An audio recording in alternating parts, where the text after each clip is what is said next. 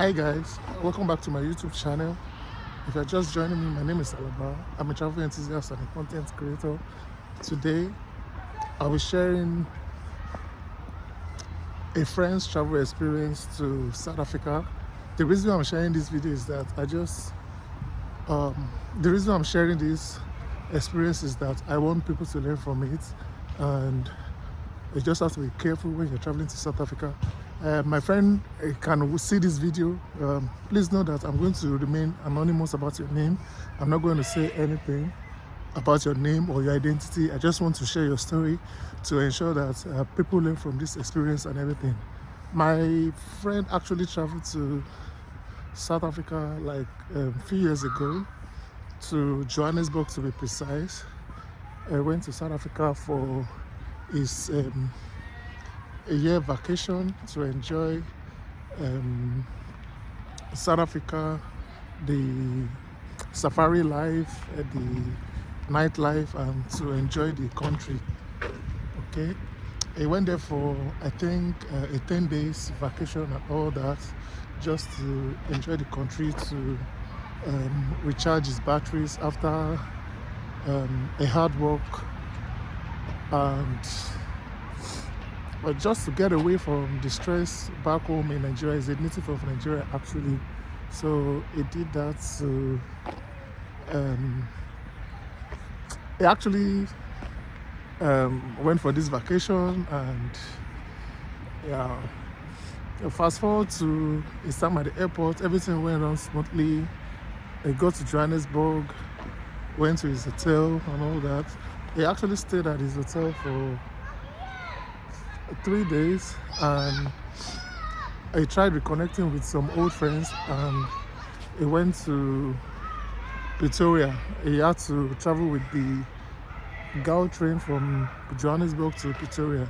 So he actually went to Pretoria, and when he reconnected with his old friend, everything went well. So they just decided to go out to take a walk for him to see the city and all that. So while they were strolling and all that, for some reason, the police just stopped them and started interrogating them for no just cause. According to them, just a random control and everything. But the first question was for him to identify himself, that what is he doing in the country. He brought out his passport, that he's there on vacation, and that very day was his, I think, the third day in the country, that he still have more days left. He was in Johannesburg, so he came to Pretoria to see his friend and all that. So they were like, okay. They saw his visa, they saw everything went well. He was actually working with an IT firm this time. So he gave them his work ID. Immediately they saw his work ID, the narrative changed, the story changed. They're like, oh, he's the one helping out the fraudulent guys, people who engage in scam and all that, to perpetrate their art. It was like, what are you guys talking about? Why will you tell me all this? So there was a lot of back and forth here and there. So it was like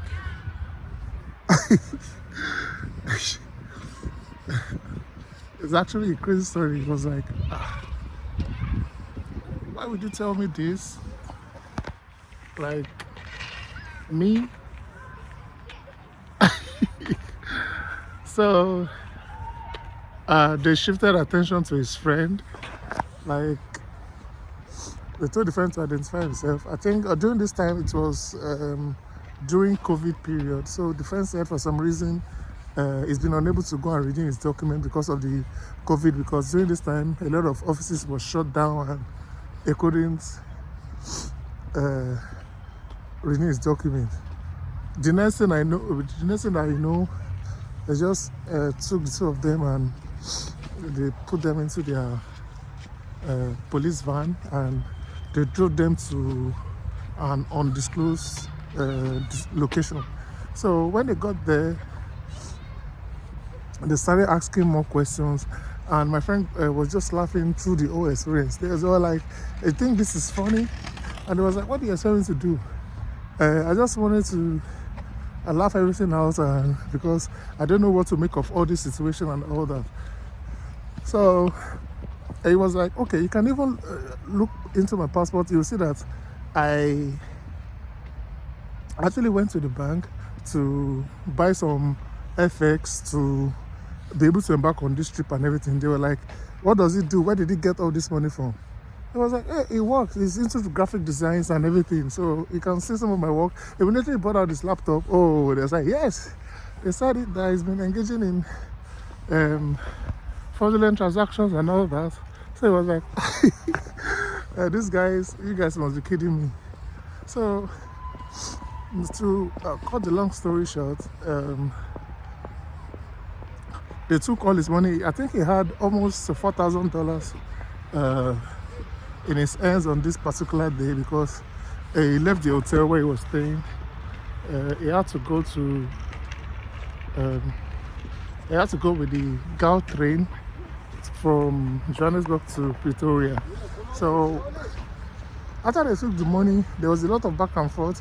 So the person he met in Pretoria told him not to exchange words with the police because they can do and undo during this period and everything. So after much pleading and all that, even if he was innocent, he just kept his cool. But at the end of the day, they returned or they gave him back the money thinking everything was okay. So the friend told him to check the money at this point in time to ensure that everything is complete. But he did not check. He just wanted to leave the scene and relieve the situation in his head. So by the time they got home, he checked his money to ensure that the money was complete. Believe you me, the police took out of his money and they lined his money with some counterfeit money. So out of almost $4,000, he was able to get $1,200, which was original money. They took, I think, almost $2,000. The rest money they were counterfeit money. So he could not go to the because I think that was his first time of traveling. That was his first traveling experience. So he couldn't go to the cops to report because it's actually a crazy situation, and he had no knowledge of what to do. Maybe to go to the Nigerian embassy in South Africa to report this for them to take it up. He just counted his losses, and after his stay was completed, he traveled back to the country.